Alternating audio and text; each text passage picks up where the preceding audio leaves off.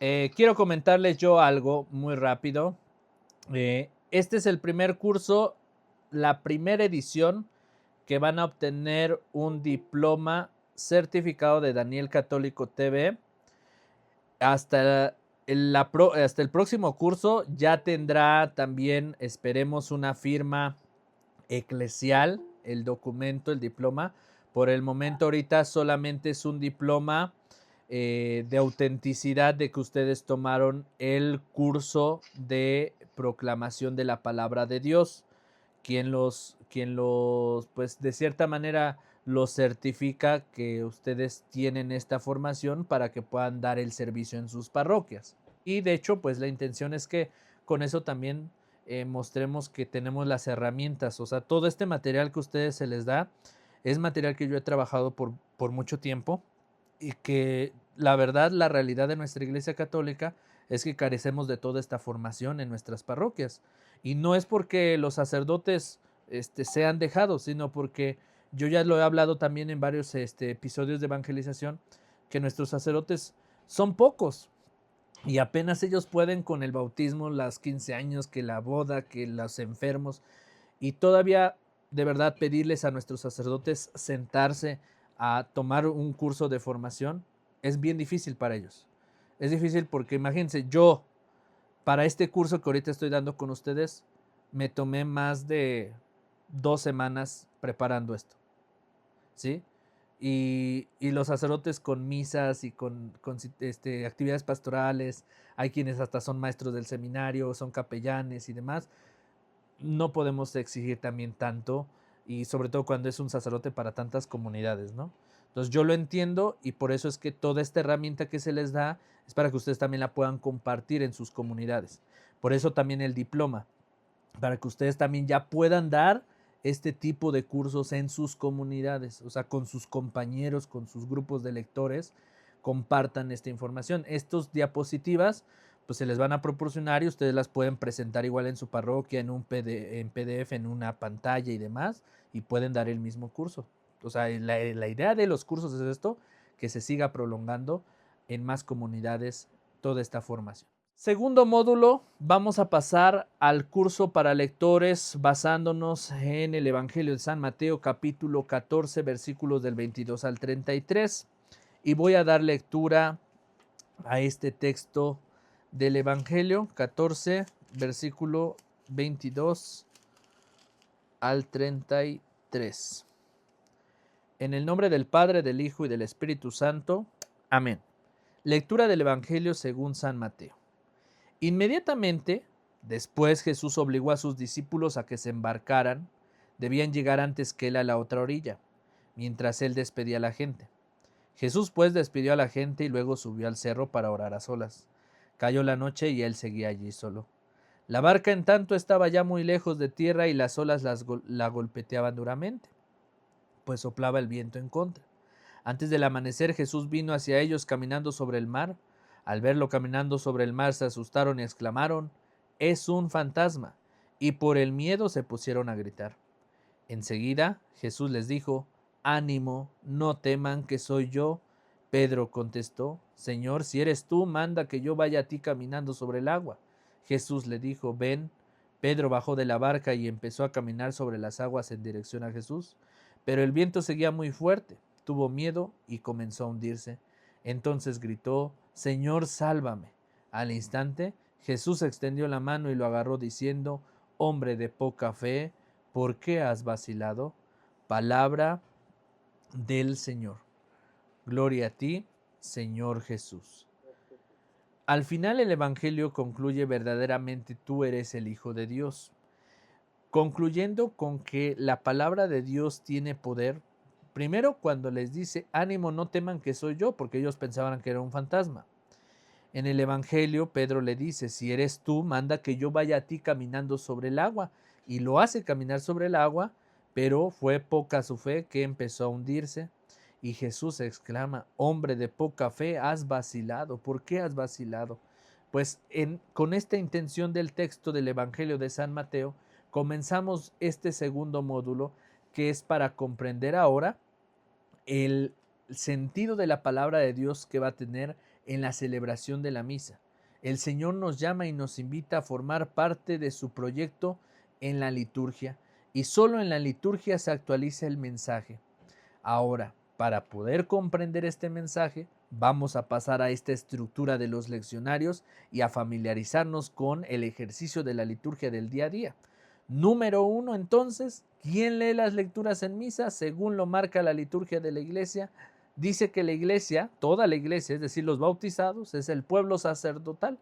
Entre los actores de la liturgia de la palabra, es decir, nosotros, los lectores, es de particular importancia el lector, quien, aunque es el único en leer el texto sagrado, anima a toda la comunidad que celebra a recibir como palabra de Dios todo cuanto proclama. Entonces, los bautizados podemos concluir que son quienes pueden proclamar la palabra de Dios en la misa.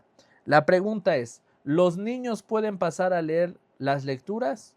No, solamente los que ya llevan una preparación más consciente.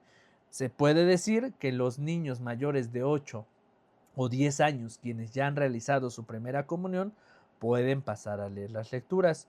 Niños menores de 10 años no es correcto que pasen a leer, aunque también son bautizados, pero todavía no están preparados de manera consciente para proclamar las lecturas.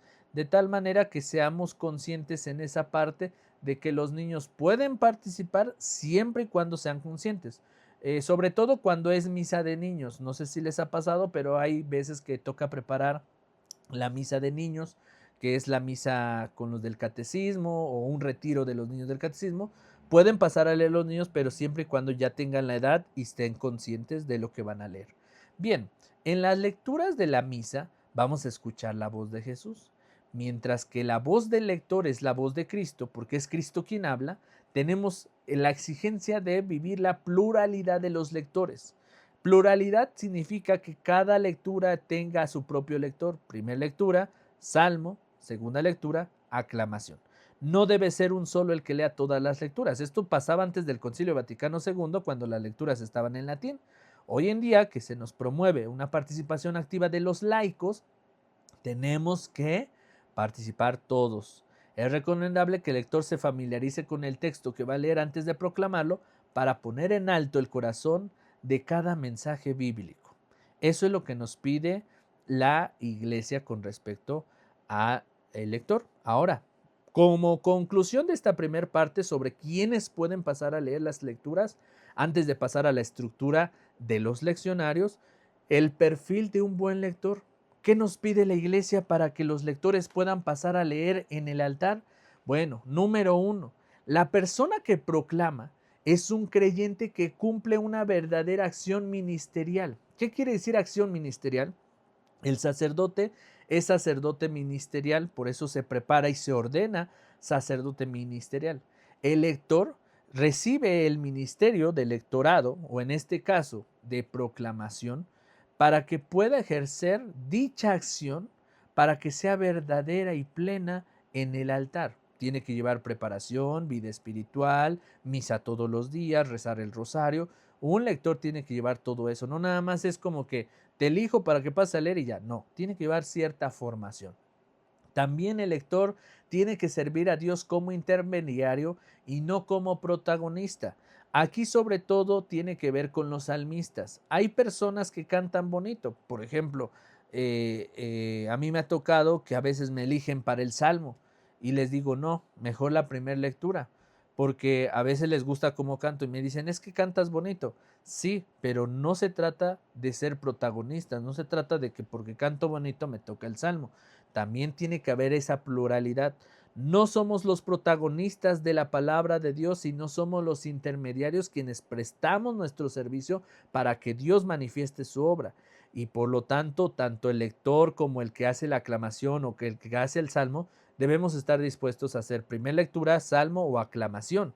No solamente siempre salmo, salmo, salmo, porque si no también pues eso habla de que el salmista quiere ser el protagonista porque canta muy bonito y se quiere lucir. Hay que tomarlo en cuenta. El lector debe tener cierta preparación técnica y espiritual, bíblica y litúrgica, algo que vimos en el episodio anterior, ya tener un contexto de lo que es las Sagradas Escrituras, conocer el texto, el Antiguo, el Nuevo Testamento, etcétera, ¿no? Vamos a hacer un ejercicio, por ejemplo, ahorita, así brevemente, voy a preguntar a nuestros hermanos, a ver, que me mencione alguien un libro del Antiguo Testamento. A ver, alguien que me mencione un libro del Antiguo Testamento. Solo un libro del Antiguo. El libro de Job. Job, muy bien. A ver, ¿qué otro libro? Éxodo. ¿Qué otro libro? Crónicas. Crónicas, muy bien. A ver, ahora menciónenme un libro de las cartas de San Pablo, del Nuevo Testamento. Primera carta a los Corintios. Muy bien. ¿Qué otra carta hay? Carta a los Romanos. Carta a los Romanos. A los Filipenses, Gálatas, Colosenses, Efesios. Muy bien. Eso, muy bien, gracias. Hasta ahí. Eso es tener la preparación técnica bíblica de conocer ya textos del Antiguo, textos del Nuevo, sin abrir la Biblia, sin mencionar, solamente escuchando, bueno, este texto es del Antiguo, este es del Nuevo. Bien, tienen que adquirir una verdadera capacidad de entender lo que se lee y de transmitirlo con el tono de la voz. Yo conocí a un sacerdote en el seminario, el padre Andrés, que todo el tiempo tenía un libro en sus manos. Él, hasta para comer, estaba comiendo y a un lado tenía un libro, unos libros, y estaba leyendo y estaba comiendo. Y luego iba después de la misa y siempre llevaba su libro. La técnica para ser un buen lector y comprender es agarrar los libros y sentarnos a leer, todo el tiempo ponernos a leer. La mejor técnica para comprender es leer. Dentro de las estrategias que les voy a dar más adelante, vienen las sopas de letra. Si tienen oportunidad de imprimir o de comprar algún librito de sopas de letra bíblicas católicas, cómprenlo. Y lo mejor para que un lector fluya en su lectura es la vista. ¿Cómo leemos? Por medio de la vista. Antes de pronunciar una palabra, la vemos. Ya que la vimos, la pronunciamos. Entonces, un buen lector es aquel que tiene una buena vista. Para ejercitar el don de la vista antes de la palabra, tenemos que ejercitar las sopas de letras. ¿Qué van a hacer las sopas de letras? Pues van a agilizar nuestra vista. Porque si ustedes agarran una sopa de letras, pues tienes que buscar las palabras. Entonces empiezas a subrayar las palabras y a buscarlas y ejercita la vista. De tal manera que cuando tú vas a un texto, tus ojos están ejercitados de tal manera que cuando ves la palabra, la ves y la pronuncias. Esa conexión que hay de la vista a la palabra, esa fluidez es lo que realiza el ejercicio de la vista. Y con este padre que yo les decía, el padre leía muy rápido. O sea, yo lo veía que nada más leía con la vista. O sea, cuando se sentaba a comer, él no leía de que, a ver, vamos a leer este libro, a ver qué dice acá. No, solo abría el libro, estaba comiendo y estaba viendo el libro. ¿Sí? Solo con la vista tenía la fluidez y yo veía cómo le pasaba y le pasaba las páginas. El padre tenía la fluidez de la lectura. Esas son las técnicas que tenemos que hacer para que tengamos fluidez en la lectura, para que agilicemos la fluidez en nuestra proclamación, ¿sí? Dentro de esta parte debemos de ver el tono de la voz, la dicción, la articulación de las palabras, los ritmos, las pausas, todas estas separaciones que hay dentro de los textos sagrados. Un uso correcto de las vestiduras litúrgicas que ya veíamos en el primer módulo, aunque pueden subir con ropa normal, pero respetando las costumbres de las diversas regiones. Deben comprender las lecturas en su contexto propio y entender a la luz de la fe el núcleo central del mensaje revelado. Por eso es importante conocer las lecturas dentro de la misa. Bien, ahora sí, vamos a pasar a la estructura de los leccionarios dentro de la misa. El orden de la liturgia. Los católicos, a diferencia de los cristianos, los mormones, los pentecostales, los espiritistas y tantas sectas que hay, es que nosotros, desde el principio con Jesús, se ha establecido un orden a través de la historia de la iglesia.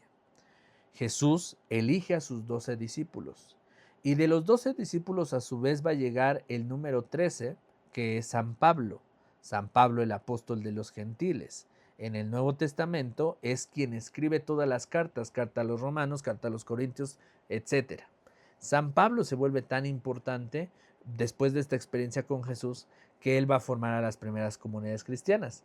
Y a diferencia de los protestantes es que se establece un orden para poder encontrarnos con el Señor.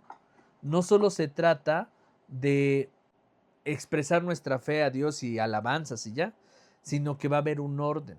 Y el orden se va a vivir a través del calendario litúrgico, que comienza con el Adviento y termina con la fiesta de Cristo Rey en el tiempo ordinario.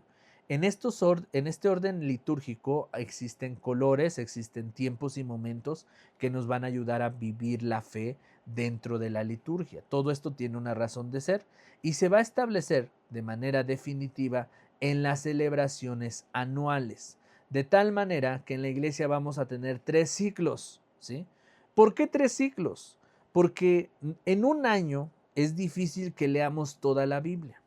La iglesia buscó que a lo largo de 3 años, con lecturas estructuradas del Antiguo Testamento, del Nuevo Testamento, se pudiera conocer toda la Biblia a lo largo de 3 años si asistimos a las misas dominicales. Por lo tanto, las misas dominicales estarán separadas en 3 ciclos: ciclo A, ciclo B y ciclo C. Por ejemplo, este domingo vamos a misa en el ciclo A y al próximo domingo va a ser la continuidad de ese evangelio del ciclo A y el siguiente domingo así, durante un año, vamos a abarcar el ciclo A, siguiente año el ciclo B, siguiente año el ciclo C. ¿Y qué tiene que ver el ciclo A, ciclo B, ciclo C? Bueno, el ciclo A va a ser dedicado todo el evangelio de Mateo, ciclo B todo el evangelio de San Marcos, ciclo C todo el evangelio de San Lucas. ¿Y dónde queda el evangelio de San Juan? El evangelio de San Juan va a quedar en los tiempos de Cuaresma y de Pascua de los 3 ciclos. ¿Por qué? Porque el evangelio de San Juan es un evangelio más solemne, un evangelio más detallado con respecto a la vida de la pasión de Jesús. Por eso es un evangelio interesante que se tiene que tomar en cuenta en los 3 ciclos. Y los otros A, B y C pues serán tomados a lo largo de 3 años. De tal manera que el año 2025 fue dedicado al ciclo C, que fue Lucas. Este año 2026 estamos en el ciclo A para Mateo. El año que viene, 2027, ciclo B, San Marcos. Y el año 2028 será para ciclo C, que es San Lucas. Y a lo largo de 3 años va a lograrse comprender todos los evangelios. Bien, esto con el respecto al tema de las misas dominicales, ¿sí? En las misas que son las misas feriales, las misas feriales son entre semana, las misas que son de lunes a sábado, y esas van a estar divididas en año par impar, es decir, cuando abramos el leccionario vamos a tener, por ejemplo, hoy martes de la primera semana de Adviento, y va a traer año par y año impar. ¿Qué lecturas vamos a elegir? Por ejemplo, ahorita 2026 vamos a elegir las del año par. Si estuviéramos en 2027 o 2029, año impar, entre semana.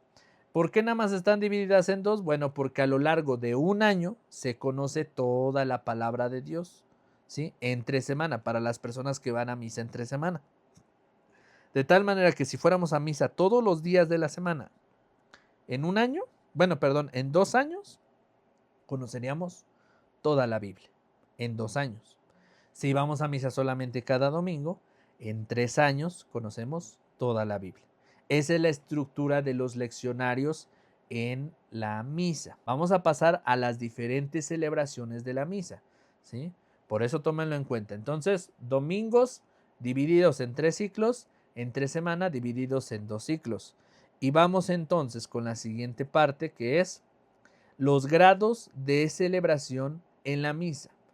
En la Iglesia Católica no solamente habrá el calendario litúrgico, los colores o las misas dominicales y feriales, sino algo más interesante es que tendremos los grados de celebración.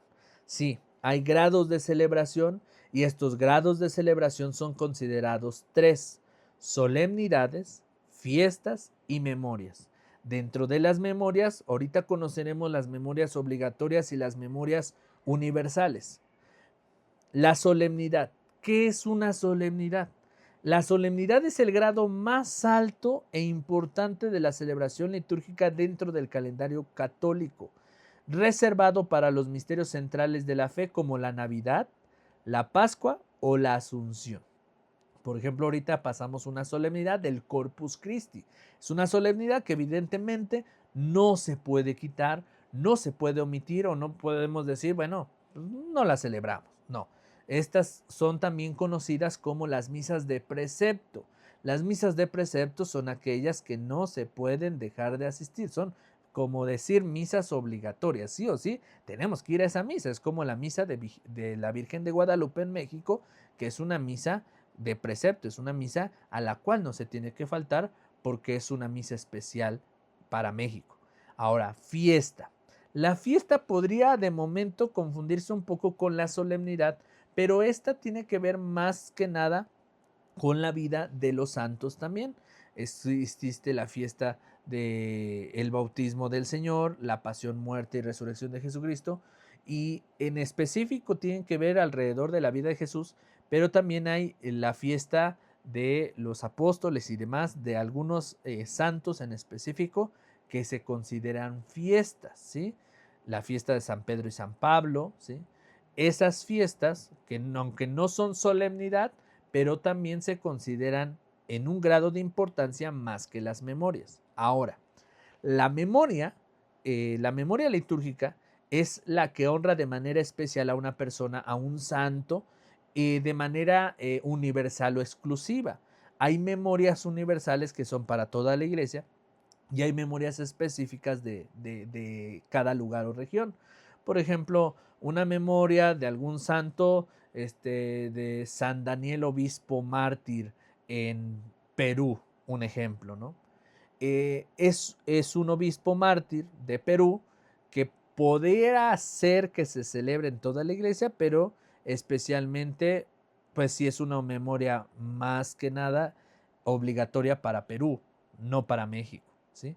Así podremos tener muchas memorias porque son muchos los santos que están en nuestra iglesia católica a los cuales se les determina una cierta celebración dentro del mismo calendario litúrgico, pero que no se nos olvide que al final cada celebración que vamos a tener en la misa va a llevarnos al centro que es Jesús. Incluso las celebraciones de la Virgen nos tienen que llevar a la vida de Jesús, meditar el misterio de Jesús. Bien, ahora, ¿cuándo son las memorias obligatorias y opcionales sobre el calendario litúrgico? El calendario litúrgico de la Iglesia Católica es un sistema extraordinariamente rico y ordenado que marca el ritmo del año eclesiástico. Es muy importante esto.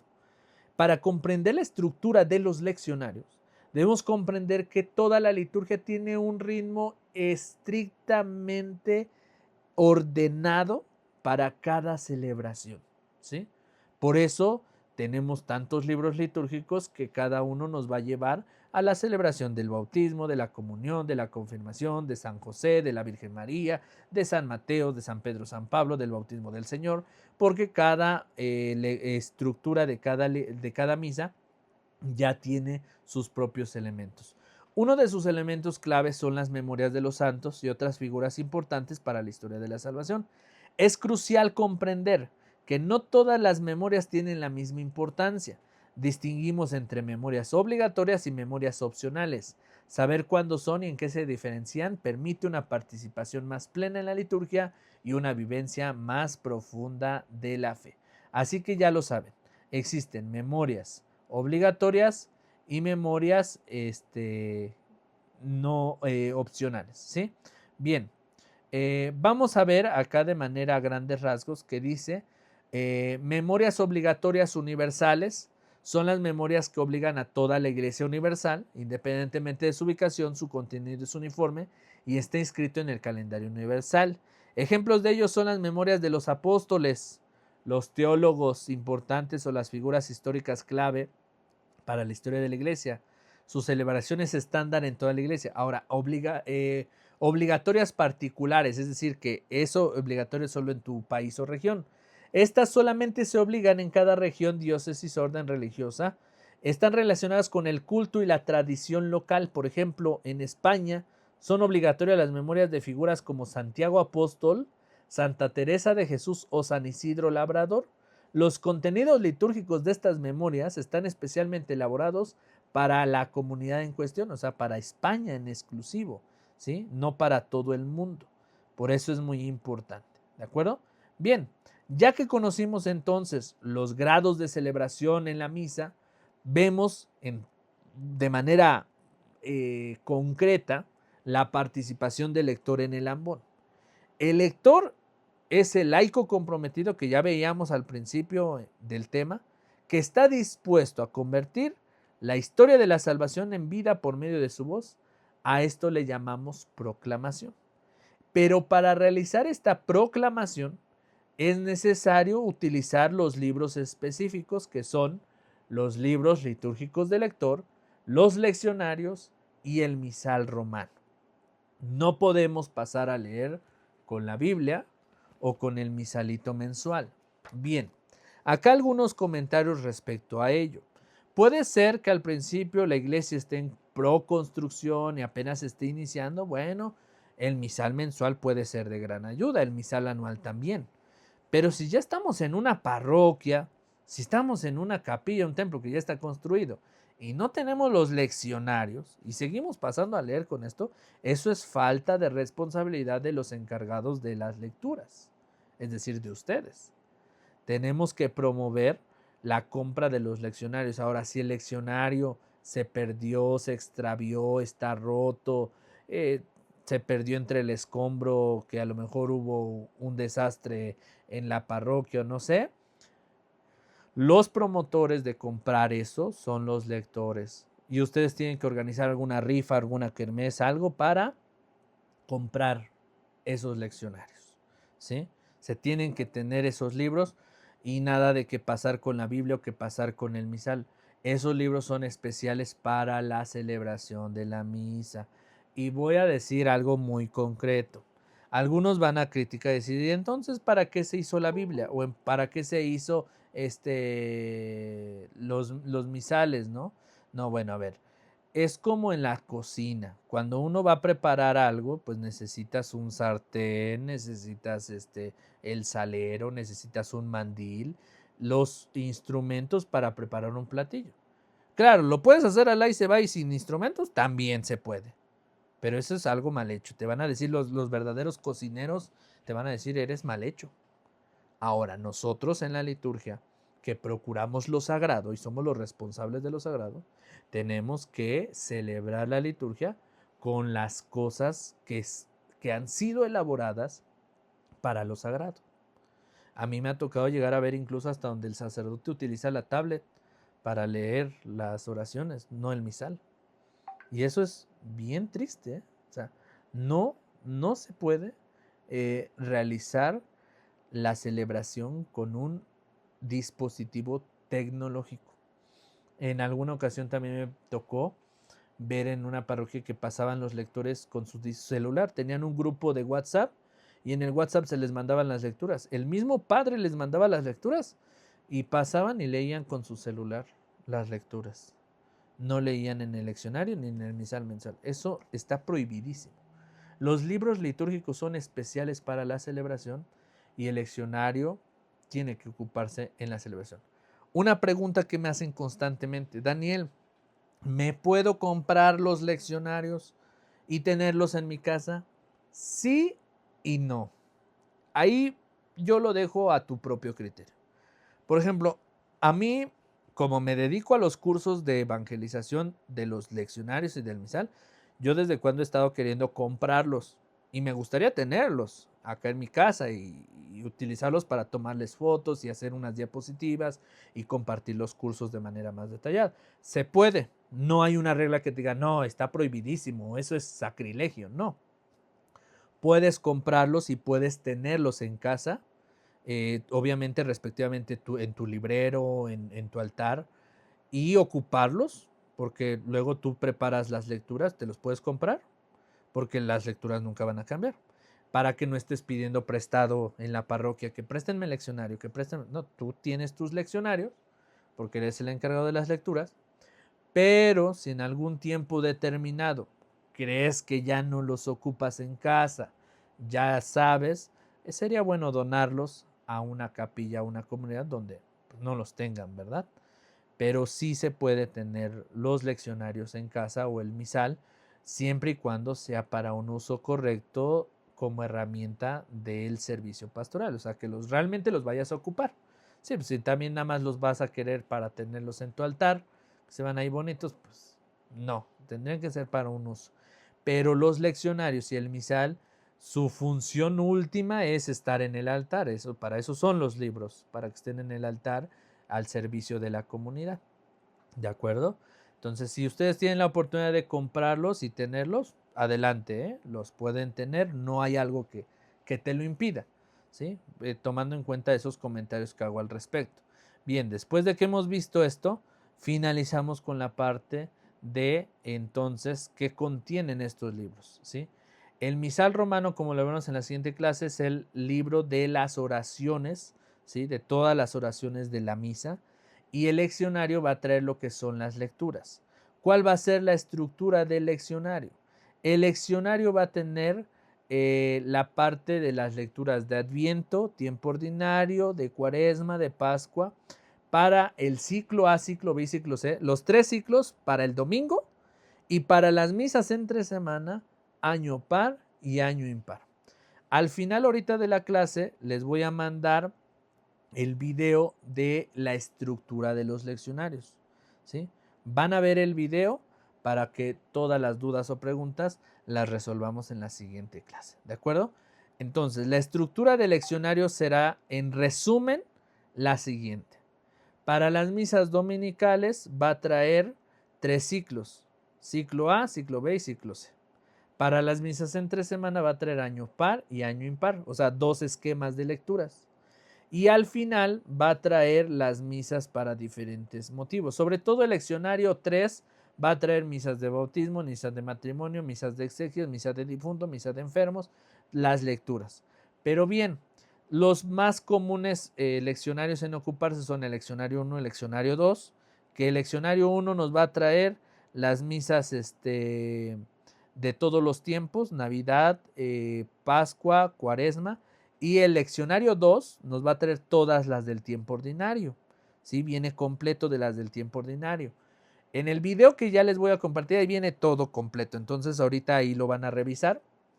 Y existen, aparte de estos libros de los leccionarios y del misal, otros que son los rituales.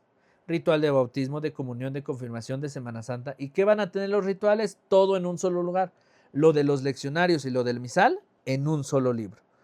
¿Qué es lo que trae el ritual del bautismo? Bueno, va a traer las oraciones para hacer el sacramento del bautismo y va a traer las lecturas para celebrar el bautismo. Entonces ahí en ese librito va a traer todo. Ya no vamos a ocupar el misal romano ni vamos a ocupar los leccionarios. Vamos a ocupar el ritual del bautismo. ¿Qué va a traer el ritual de Semana Santa? Lo mismo. El ritual de Semana Santa trae las oraciones del misal y las lecturas. Entonces ya trae todo ahí. Ya no nos preocupamos por atraer un libro y traer el otro. Eso es lo que van a hacer los rituales. Pero prácticamente todo viene en los leccionarios y en el misal romano. A mi segunda, pero falta una persona. A la mera hora no llega una persona. Ahí, ¿qué se puede hacer? Si un lector puede leer 2 lecturas, ¿o Sí. qué recomiendas? Sí, alternar el lector, por ejemplo, si no llega el de la segunda lectura, el de la primera lectura puede hacer primera lectura, luego pasa el salmista y luego el de la primera lectura vuelve a hacer la segunda lectura. O al revés, el de la primera lectura hace primera lectura con el salmo y ya después otro hace la segunda lectura y la aclamación. Sí, eso podrían hacer. Ya no nos dio tiempo ver, miren, la siguiente diapositiva, la verdad es que el tiempo se nos ha ido y tenemos esto lo vamos a ver en el siguiente módulo antes de entrar al misal romano. Me preguntaban sobre los monitores y lo vamos a ver. Les voy a compartir este documento donde viene la estructura del monitor, cómo tiene que preparar el monitor las municiones también y las últimas indicaciones para leer correctamente en misa. Que Dios les bendiga y que pasen muy buenas noches todos.